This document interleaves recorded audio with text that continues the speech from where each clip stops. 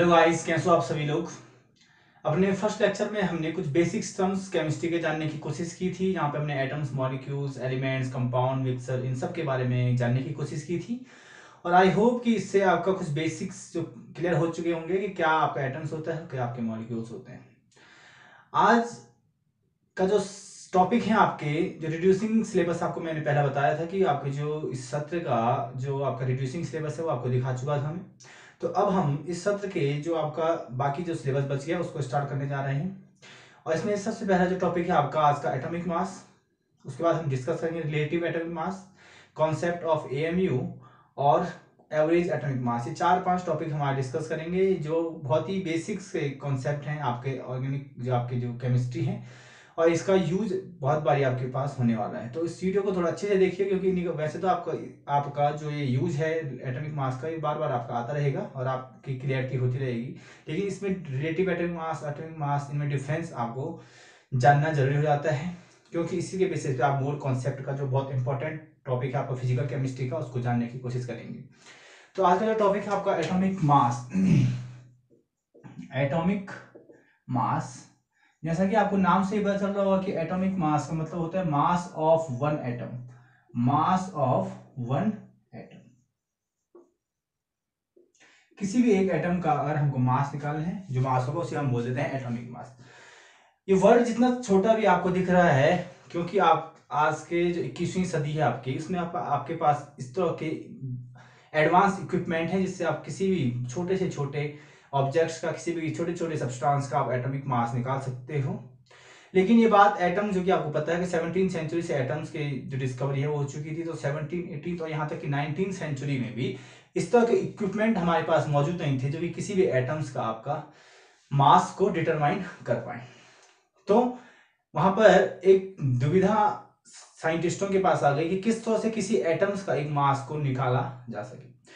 तो इस एटम के मास को जानने से पहले, एटॉमिक मास को जानने से पहले एक हम हल्का सा स्केच जानने की कोशिश करते हैं, एक एग्जांपल के थ्रू किस तरह से आप किसी का एटॉमिक मास निकालने की कोशिश करते हैं। जैसे कि आपने जनरली सुना होगा कि इसका वेट 50 केजी, मेरे दोस्त का वेट 65 केजी। केजी एक यूनिट है ना, जहां पे हमने एक यूनिट को स्टैंडर्ड माना है। और आपको पता है कि केजी आपका लंदन की एक जो आपकी एक म्यूजियम है, वहां पे एक सिलेंड्रिकल शेप में प्लेटिनम और इरिडियम का एक एलॉय का एक सिलेंडर रखा गया, जिसका वेट साइंटिस्टों ने इंटरनेशनली क्या 1 केजी मान लिया। मतलब उस केजी को भी किसी केजी के साथ अगर हम तुलना करते हैं कि जाने कि 60 केजी, तो उस एलॉय को हम, जो प्लेटिनम का जो एलॉय है, उस एलॉय को हमने एक यूनिट माना और उस यूनिट के बेसिस पे हम किसी भी एटम का क्या करते हैं, वेट निकालते हैं। तो सपोज कीजिए कि एक सिलेंडर है। इस सिलेंडर जो प्लेटिनम और इरिडियम से मिला हुआ है, इसको हमने क्या नाम दे दिया है, 1 केजी नाम दे दिया है। अब इसके बेसिस पे सपोज कीजिए कि आपको किसी घोड़े का क्या निकालना है, वेट निकालना है कि इस घोड़े का वेट क्या है। तो हम क्या करेंगे कि एक बैलेंस वेट लेंगे, है ना, यहाँ पे क्या बिठा देंगे, इस घोड़े को, ठीक। और यहां से इस सिलेंडर को मैं क्या करता जाऊंगा, इस पे ऊपर चढ़ाता जाऊंगा। तो जितने सिलेंडर इस पे चढ़ते जाएंगे, जितने सिलेंडर इस पे चढ़ते जाएंगे, और जब इन दोनों का जो बैलेंस है क्या आ जाएगा, इक्विलिब्रियम आ जाएगा, तो हम बोल देंगे कि इतने इसका वेट आ गया। मतलब सपोज कीजिए कि यहाँ पे 200 सिलेंडर हमने चढ़ा दिए, ठीक है। 200 सिलेंडर अगर हमने चढ़ाए, तो हम क्या बोल देंगे कि इस घोड़े का जो वेट है, इस घोड़े का वेट इस सिलेंडर के कंपैरिजन के 200 टाइम ज्यादा है, 200 टाइम ज्यादा है। वैसे ही अगर किसी आदमी का अगर आपको क्या निकालना है, वेट निकालना है, तो हम आदमी को यहाँ बिठा देंगे और उसके कंपैरिजन भी हमें क्या कर देंगे, यहाँ पे इस सिलेंडर को चढ़ाते जाएंगे। तो सपोज कीजिए कि वो वेट आपका कितना आ गया, 50 सिलेंडर हमने जब चढ़ाए, तो एक आदमी का या फिर जो आपकी जो मीटर था वो क्या गया, बराबर आ गया।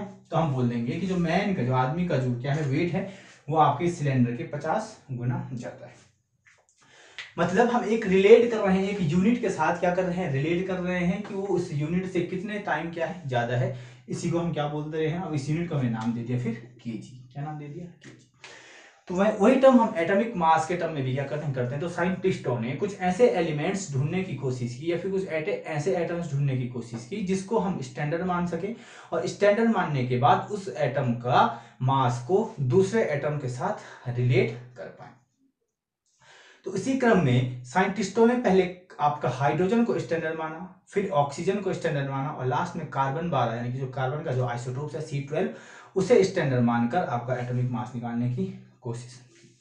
हल्का से इस बारे में जानने की कोशिश करते हैं कि हाइड्रोजन और ऑक्सीजन को स्टैंडर्ड मानने के बावजूद भी क्यों कार्बन को प्रायोरिटी दी गई कि आपका जो कार्बन है उसे स्टैंडर्ड माना जाए। तो उसे जानने से पहले हम जानते हैं, फिर हम आपको उसके बारे में जो एएमयू आपका जो कॉन्सेप्ट आना है उस एएमयू के कॉन्सेप्ट से आपको उसको पूरी डिस्कस करेंगे कि क्यों आपका जो हाइड्रोजन और ऑक्सीजन के से पहले हाइड्रोजन और ऑक्सीजन होने के बाद भी आपने कार्बन को प्रायोरिटी दी। तो एटॉमिक मास जैसे कि हम बोल रहे हैं mass of one atom, mass of one atom, यानी कि कार्बन को स्टैंडर्ड जब माना तो उन्होंने कहा कि कार्बन के C12 जो कार्बन का आइसोटोप्स है, आपके कार्बन के 3 आइसोटोप्स आपके होते हैं नेचर में C12, C13 और C14। तो इसके कार्बन 12 के C12 के 1/12 भाग को, ठीक है ना, mass of one carbon atom, उन्होंने क्या किया, इसको एक स्टैंडर्ड माना और इसको स्टैंडर्ड मानने के बाद अदर जो एलिमेंट्स या फिर जो अदर एटम है उन अदर एटम्स के साथ कंपैरिजन किया और बोला कि जो जितने ज्यादा इसका आया, जितने गुना जिसके आया, तो इसके मतलब इसको स्टैंडर्ड मानने के बाद अब हम जानते हैं कि कोई भी जो यूनिट होगी आपकी, वो यूनिट क्या होनी चाहिए, एक होनी चाहिए। जैसे हमने बोला कि 1 kg 1 मीटर है ना, तो यूनिट क्या होनी चाहिए आपकी हमेशा 1। तो 12 क्योंकि इसका मास है और 12 गया तो आपका मास आ गया, यूनिट आ गई आपकी 1। तो सपोज कीजिए कि हम लिखते हैं मास ऑफ 1 ऑक्सीजन एटम। जब हमने मास ऑफ एक ऑक्सीजन एटम का मास निकालने की कोशिश की तो वो आपके 16 टाइम आ गया किसके, 1/12 into mass of 1 carbon atom, वो आपके कितने गुना आ गया, 16 टाइम आ गया, ठीक है ना, जिस तरह से हम कंपेरिजन कर रहे थे आपका घोड़े और आदमी से। वैसी जब हमने कोशिश की कि मास ऑफ 1 नाइट्रोजन एटम, जब एक नाइट्रोजन एटम का मास निकालने की कोशिश की तो वो आपके 14 टाइम आया किसके, 1/12 into mass of 1 nitrogen atom, ठीक है। ऐसी जब हमने मास ऑफ 1 सोडियम एटम चलो निकालने की कोशिश की तो उन्होंने देखा कि जो मास था आपका वो 23 गुना आ रहा था आपका किसके, 1/12 into mass of 1 carbon atom, 1 carbon atom. अब आप यहां पर देख रहे होंगे कि एक टर्म्स बार बार यूज हो रहा है कि 1/12 into mass of 1 carbon atom हर कहीं पे यूज हो रहा है। तो क्यों ना इस टर्म्स को ही हम क्या मान लें, एक यूनिट मान लें और उस यूनिट को हम क्या नाम दे देते हैं, atomic mass unit, AMU, atomic mass unit या फिर AMU, जिसका मतलब क्या होता है कि 1/12 into mass of 1 carbon 12 atom, एक कार्बन एटम का मास। तो एटॉमिक मास यूनिट से क्यों बोल रहे हैं, क्योंकि हम मास किसी भी एक एटम का मास निकालने की कोशिश कर रहे हैं और तो इस एटम का मास निकालने के लिए जिस यूनिट का हम यूज करते हैं उसी को हम बोल देते हैं atomic mass unit, atomic mass unit. तो एक AMU इज इक्वल टू हो गया आपका 1/12 into mass of 1 carbon atom. तो आपको अगर कोई AMU पूछे तो आप बोल देंगे 1/12 into mass of 1 carbon 12 atom. Okay, I hope कि आपको समझ में आपका AMU तक आ चुका होगा। अब देखते हैं कि क्योंकि हम किसी भी एटम का, या फिर अगर हम इसकी बात करें तो इसको हम 16 AMU भी हम लिख सकते हैं, 16 AMU, और इसे हम लिख सकते हैं 14 AMU, और इसे लिख सकते हैं 23 AMU, है ना, क्योंकि 1/12 into mass of 1 carbon atom equal क्या हो जाता है 1 AMU। तो यहां तक आपको कॉन्सेप्ट क्लियर हो चुका होगा। तो क्योंकि किसी भी मास को हम क्या कर रहे हैं, एक रिलेट कर रहे हैं किसके साथ, जब हमने mass of carbon atom, mass of 1 carbon atom upon 12 यानी कि किसी भी कार्बन एटम के 1/12 भाग को हमने स्टैंडर्ड माना जब, तब जाके आपको क्या आ रहा था, अदर एटम्स का हम क्या निकाले थे, मास निकाल पा रहे थे। तो इस एटॉमिक मास को एटॉमिक मास के बजाय हम क्या बोल देते हैं, रिलेटिव एटॉमिक मास, क्योंकि हम इसका रिलेट कर रहे हैं किसके साथ, कार्बन एटम के 1/12वें भाग के साथ। इसे हम बोल देते हैं relative atomic mass, relative atomic mass. तो हम जानने की कोशिश करते हैं इन दोनों में डिफरेंस, रिलेटिव एटॉमिक मास और एटॉमिक मास में। रिलेटिव एटॉमिक मास, तो रिलेटिव एटॉमिक मास में डिफरेंस जानने से पहले हम सपोज करते हैं कि दो आपके पास कोई दो व्यक्ति हैं एक्स और वाई, एक का वेट अगर 10 केजी है और दूसरे का वेट आपका 100 केजी है। तो अगर मैं पूछूं कि जो वाई का जो वेट है वो एक्स से कितना गुना ज्यादा है, कितने टाइम ज्यादा है, तो आप ऑब्वियसली बात बता दोगे कि वो 10 केजी क्या है, ज्यादा है। तो क्या किया आपने कि 100 केजी को 10 केजी से क्या कर लिया आपने, डिवाइड कर लिया। तो हमने बोला कि आ गया 10 टाइम। तो हम यहाँ पे ये देखते हैं कि जिससे हम रिलेट कर रहे हैं, रिलेट हमने किससे किया कि इस 10 केजी से कि इससे कितना गुना भारी है, तो उससे वो क्या होता है, उसे हम डिवाइड, उससे हम क्या कर देते हैं, हमेशा डिवाइड कर देते हैं। और हम देखेंगे कि केजी से यहाँ पे केजी क्या हो गया, निकल गया। तो जिसको हम रिलेट कर रहे होते हैं वो हमेशा क्या होता है, एक यूनिटलेस वो क्वांटिटी होगी, यूनिटलेस। तो जो रिलेटिव एटॉमिक मास और एटॉमिक मास है, जो बेसिक सा डिफरेंस है वो यही है कि जो एटॉमिक मास होता है, सपोज कीजिए कि हमने यहाँ पे लिया था सोडियम, है ना, सोडियम। तो इस सोडियम को अगर मैं 23 AMU लिख दूं और यहाँ पे लिख दूं 23, तो जो 23 AMU है ये इसका हो गया एटॉमिक मास, जबकि ये 23 आपका हो गया relative atomic mass, relative atomic mass ये आपका हो गया। तो यहां से एटॉमिक मास और relative atomic mass I hope आपका क्या हो गया होगा, क्लियर हो गया होगा। तो हम जानते हैं कि जो एटॉमिक मास होगा उस एटॉमिक मास को आप किस तरह से डिफाइन करेंगे।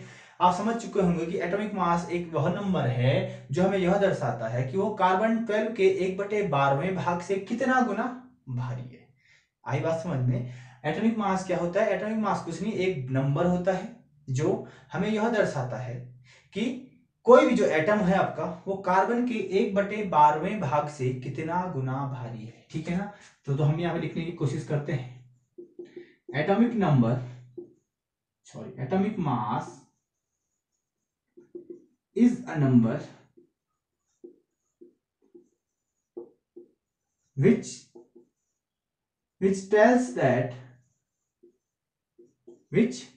tells that how many times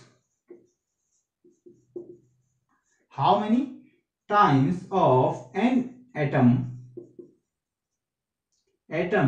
of an element, किसी भी एक एलिमेंट का जो एटम होता है, ठीक है ना। Atomic mass is a number which tells that how many times of an atoms of an element is heavier than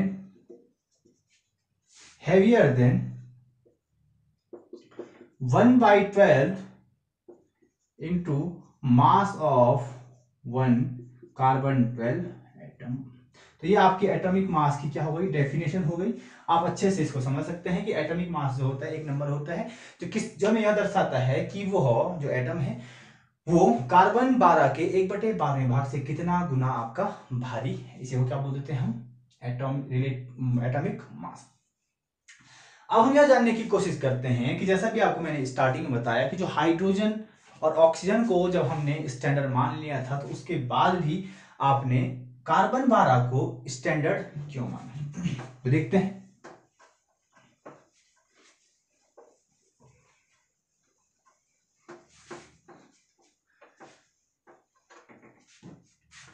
तो किसी भी एटम्स को स्टैंडर्ड मानने के पीछे 3 शर्तें आपकी होती हैं। पहला उसका एबंडेंस से मतलब है आपका कि नेचर में उसकी क्या अकरेंस, उसकी नेचर में अकरेंस कितनी है, एबंडेंस आपकी ये दर्शाता है। दूसरा उसके आइसोटोप्स, ये सारी टर्म्स आपको समझाने की कोशिश करते हैं, आइसोटोप्स। और तीसरा उसकी रिएक्टिविटी।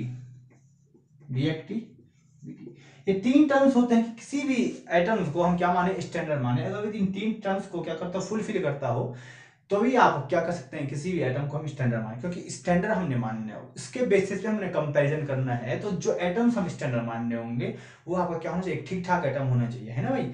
ऐसा नहीं कि वो किसी के साथ भी कुछ मिसबिहेव कर दे। उस स्टैंडर्ड, आप स्टैंडर्ड का मतलब है कि आपका आइडियल, अगर किसी को आइडियल मानना है तो आइडियल हम उसी को मानेंगे जिसके पास सारे गुण क्या हो, सर्वगुण संपन्न जो, है ना।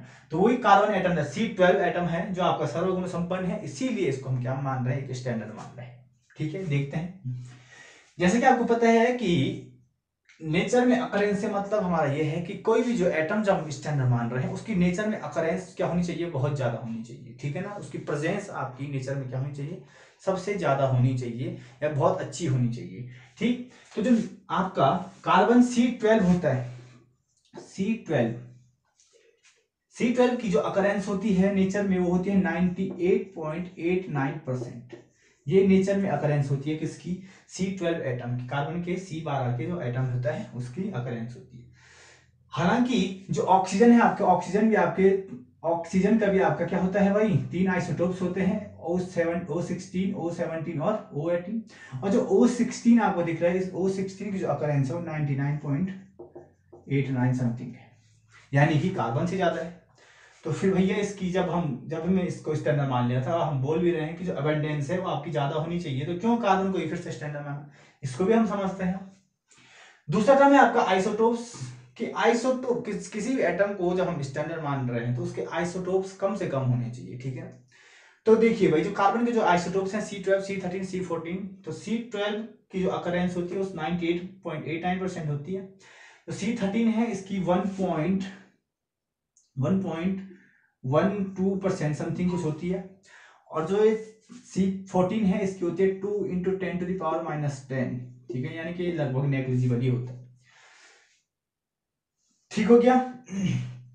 तो आइसोटोप्स का कॉन्सेप्ट आपका क्लियर हो गया होगा कि जो C12 है उसका अकरेंस क्या होती है, 98.89% होती है, बाकी की 1.12% होती है, दूसरे की 2 पॉइंट। तो दोनों कैरेक्टरिस्टिक्स आपके मिल रहे हैं, किसके, कार्बन और ऑक्सीजन के सेम मिल रहे हैं। तो भैया क्यों हम इसे, फिर हम कार्बन, जब कार्बन की नेचर में अबंडेंसी मिल रही है, आइसोटोप्स भी इसके सेम है, और उनका जो उसका नेचर में जो अकरेंस है वो भी लगभग क्या है, सेम है, तो क्यों हम ऑक्सीजन से ज्यादा कार्बन को प्रेफरेंस दे रहे हैं। उसका मोस्ट रीजन ये है कि उसकी रिएक्टिविटी, उसका सबसे बड़ा रीजन ये है कि उसकी रिएक्टिविटी दो टाइप की होती है आपकी, पहला लीस्ट रिएक्टिव, दूसरा मोर रिएक्टिव। यानी कोई भी एटम क्या होगा, या तो बहुत कम रिएक्टिव होगा या तो फिर बहुत ज्यादा रिएक्टिव होगा। अब किसी भी चीज को अगर हम स्टैंडर्ड, जिसको आपने आइडियल माना होगा, तो आप क्या चाहेंगे कि वो बहुत, या तो बहुत रिएक्टिव, या तो रिएक्टिविटी कुछ निष्क्रिय हो, कुछ काम ही ना करे, या फिर इतना ज्यादा सक्रिय हो, या फिर इतना ज्यादा उत्साहित हो कि वो अपना काम क्या करता, क्या बोलते उसको, बना बनाया काम भी बिगाड़ते। तो कुछ इस तरह की रिएक्टिविटी आपकी नहीं होनी चाहिए किसी भी एटम में, जो जिसको आपने स्टैंडर्ड माना हुआ है। तो ऑक्सीजन के साथ कुछ इस तरह की स्थिति थी कि जो ऑक्सीजन होता है वो अपने नेचर में बहुत जल्दी ऑक्साइड्स का फॉर्मेशन कर लेता है। आपको पता होगा कि अगर हम लोहे को कहीं पे छोड़ दें तो बहुत जल्दी रिएक्ट कर देता है और की एयर और मॉइस्चर के साथ, और वहां पर आपका रस्ट का फॉर्मेशन कर देता है। यानी कि ऑक्सीजन जहां पर जाता है वहां पर अपनी ऑक्साइड का फॉर्मेशन बहुत जल्दी से क्या कर लेता है, कर लेता है। चलो यहाँ पे कोई दिक्कत नहीं है, क्योंकि साइंटिस्टों ने पहले प्रेफरेंस ऑक्सीजन को इसीलिए दिया था कि वो बहुत जल्दी अपने ऑक्साइड्स का फॉर्मेशन कर लेता है, यानी कि नेचर में उसकी अकरेंस बहुत। लेकिन दिक्कत यहाँ पर आई कि जब नेचर में अकरेंस उसकी बढ़ी तो उसके साथ साथ उसके जो बाकी आइसोटोप्स है उनका भी क्या हो रहा था, फॉर्मेशन मिल रहा था। और साइंटिस्ट ये चाहते थे कि जो एटॉमिक मास आपका है वो आपका एक होल नंबर आना चाहिए, ना कि कोई फ्रैक्शनल। तो जब हम इससे कंपेरिजन कर रहे थे ऑक्सीजन से, तो वहां पे कुछ फ्रैक्शनल आपके एटॉमिक मास क्या आ रहे थे, यानी कि आपका होल नंबर नहीं आ पा रहा था। जबकि अगर हम C12 की बात करें, C12, तो यहाँ आप देखोगे कि इसका एटॉमिक नंबर होता है 6, ठीक है, और एटॉमिक नंबर 6 है, यानी कि इसमें नंबर ऑफ प्रोटॉन कितने होंगे, 6 होंगे, और न्यूट्रॉन कितने हो जाएंगे आपके, आपने पढ़ा होगा 12 - 6, कितने होंगे, 6, ठीक है। यानी कि इसके जो न्यूक्लियस है, उस न्यूक्लियस में 6 प्रोटॉन और 6 क्या है, न्यूट्रॉन है, जो कि एग्जैक्टली इसके क्या है, एटॉमिक मास के इक्वल है, ठीक है ना, 12, 6, 12।